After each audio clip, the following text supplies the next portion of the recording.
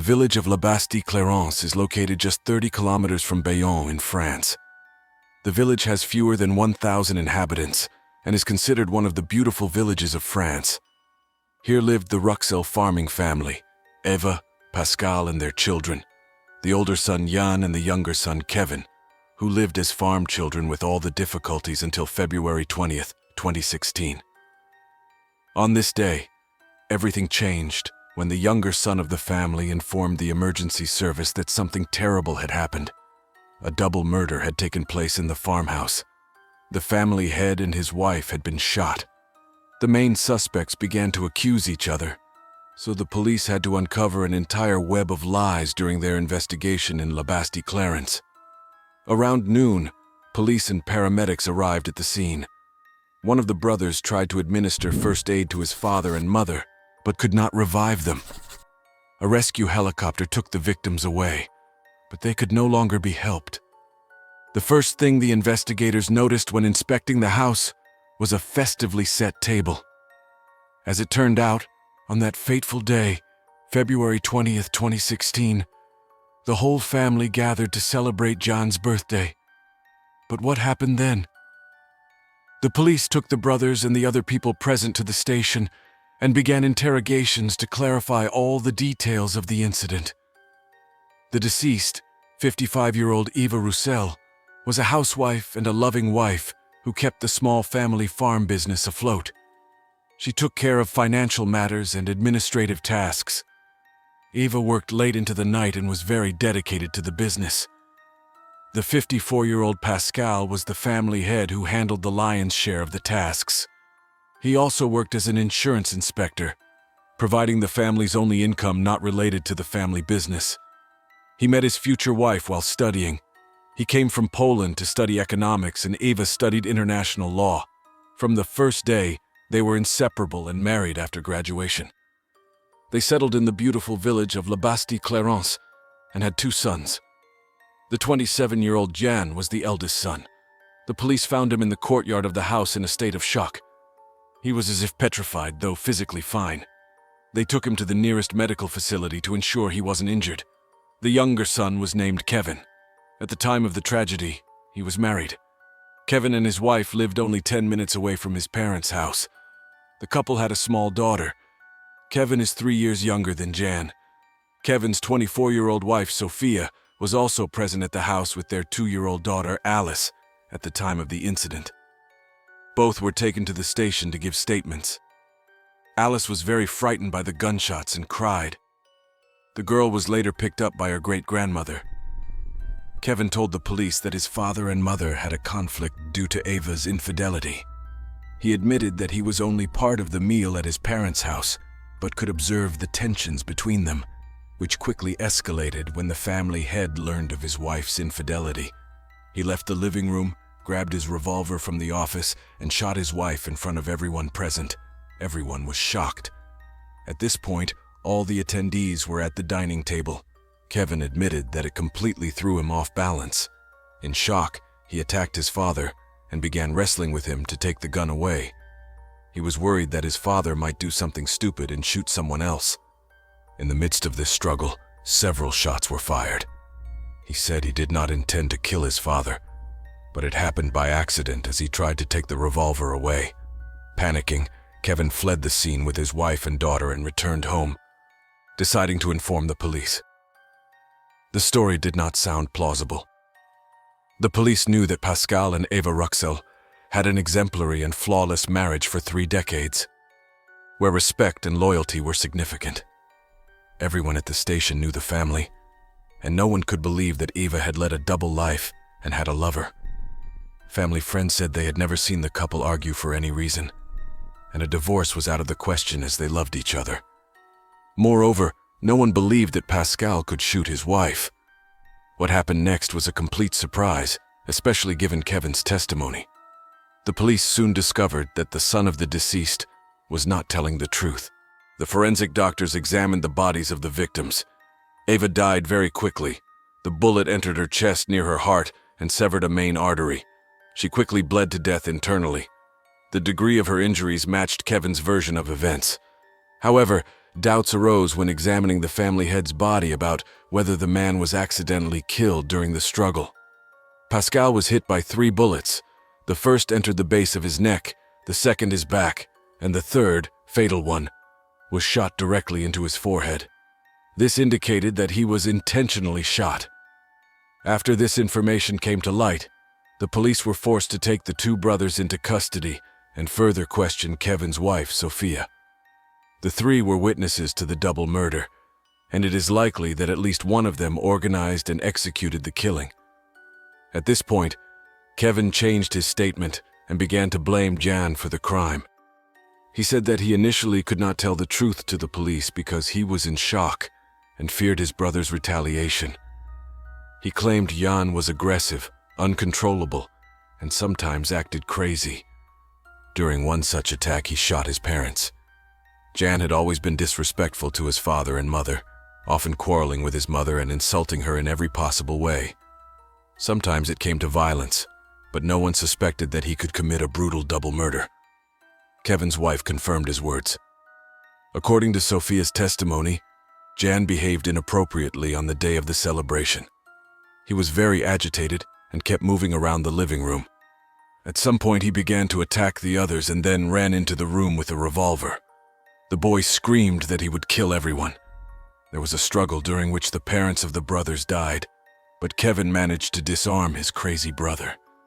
Meanwhile, Jan, in another room, gave a completely different statement. He was covered in blood because he had administered first aid to his father and mother. Jan was still in shock and spoke very little and only in fragments. He did not confess to the crime. On the contrary, he presented himself as a victim. Jan was extremely calm as he described the bloody events of that evening. Jan showed absolutely no emotion, and even the lawyer was amazed at how coldly his client described the brutal double murder. According to him, the weapon was in Kevin's hands, and he was the one who committed the bloody act and now tried to shift the blame onto his brother. There were more and more questions about this case. The brothers blamed each other, and it was unclear whom to believe. There was no credible evidence that either of them had anything to do with it. For the safety of citizens and surviving family members, the court decided to detain Jan Ruxel until the situation was clarified. He was sent to the prison in Monon de Marsan, 100 kilometers from the house where his parents' execution took place. At this stage, psychiatrists worked with Jan. It turned out that he had a developmental disorder that had never been diagnosed before. He had a severe form of autism called Asperger's syndrome. The boy was very intelligent, started reading early, and made excellent progress in school for special children. However, this deviation is characterized by behavioral problems. These people live like robots. They can process information efficiently and work, but they need constant support and supervision in everyday life. This syndrome is rarely diagnosed, making the suspect an interesting client for prison psychiatrists. One of the main characteristics of Asperger's syndrome is the almost complete lack of emotions. These people do not smile and show no emotions like feelings, regret, or sadness. This was the secret of Jan's incredible composure during the interrogation. Eva became pregnant with Jan at 27. He was born with anomalies, but since the family lived in a small, remote village, no one thought of taking him to doctors to examine him. His parents thought Jan simply had such character traits. They had to adjust to his character quirks and spend more time with him than with Kevin, which may have led him to resent his older brother. The psychiatrists who examined Jan believed that Kevin's statements were false because autists are not prone to lying. They are also not prone to aggression and cruelty. Jan was a pleasant young man who never showed aggression towards his parents or anyone else. Friends and acquaintances of the family claimed he was always calm and got along well with his father and mother. Against this background, the police should pay more attention to Kevin's words. It became increasingly clear that he was trying to hide something. Evidence pointed to Jan staying at the crime scene and trying to administer first aid to his parents, unlike his brother Kevin, who was indifferent to it for some reason. Jan's first aid efforts were in vain as his parents' injuries were too severe. Experts knew that autists with Asperger's syndrome are not prone to lying, meaning Jan's statement might be more credible than his brother's. However, Kevin had his wife by his side, confirming his every word. Aside from checking the truthfulness of two people's statements simultaneously, the police had to decide if Sophia should be considered an accomplice if her husband was responsible for the crime. There were many witnesses who knew the victims and their children well. Many said Jan was a good guy, calm, balanced, and got along well with his parents. Kevin, however, had problems with his father and mother. They did not understand each other and often quarreled over various trivialities. Their son was the first to show aggression. The police began to examine Kevin and his wife Sophia's life closely. Sophia Potnorschu met Kevin in 2011 on an online platform. She was 18 at the time, and he was a few months older. He was impressed by her beauty and intelligence. Sophia came from a small village in Topa, Kazakhstan, with a population of fewer than 10,000. They kept in touch, and after only 6 months, Kevin invited her to France, and she came. Their romantic relationship developed very quickly. They married 2 weeks after meeting in person, though they hardly knew each other. They practically had no means to support themselves. Kevin was just getting started and trying to find a job. Sophia also had no stable job, so Kevin's parents supported them. Even the wedding of the newlyweds was financed by his parents. Eva exerted some pressure on Kevin, especially since her son was quite lazy. This did not change after the wedding. The family's situation became increasingly tense as the young couple depended on Kevin's parents. Shortly before the tragedy, the parents decided to push their son out of the nest to live independently, as he had already married and started a family. He was healthy, unlike Jan, and could work, just like Sophia, but neither showed any desire to work or try to find a job. This is why the family head refused to support Kevin and Sophia with his money shortly before the tragedy. They tried to make them move out, find a job, and become independent. As the investigation revealed, Pascal's parents decided to support Eva, their 2 sons, their daughter-in-law, and their little granddaughter financially. Pascal himself arranged a rental apartment in Asparan for them, paid the rent, and covered food and other expenses. Against this background, it was not surprising that the man decided to lighten his load.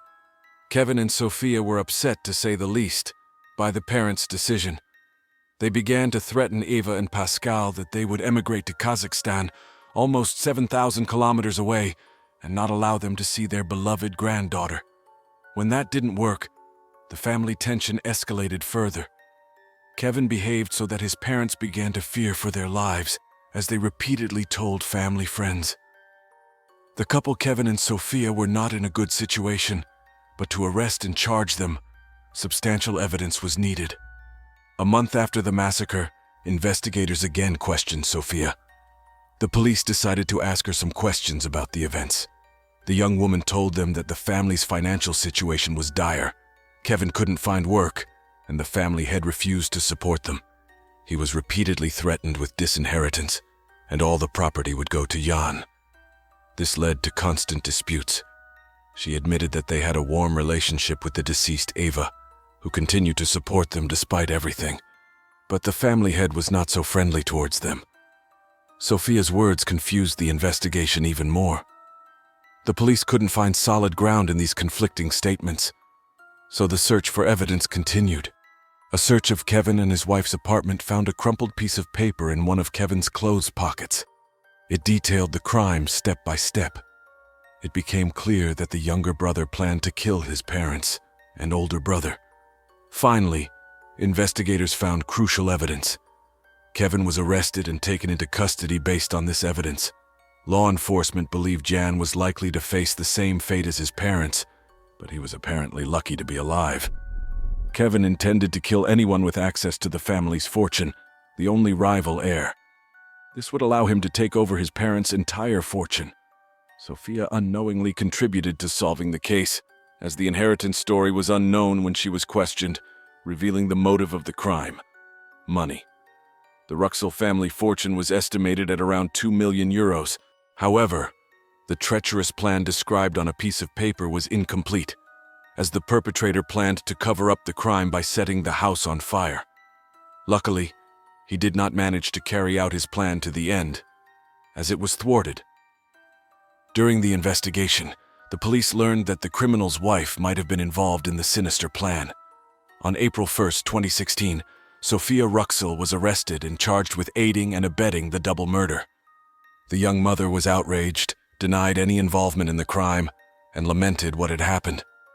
Kevin and Jan's 84-year-old grandmother, Pascal's mother, was astonished at how far the generational conflict had escalated.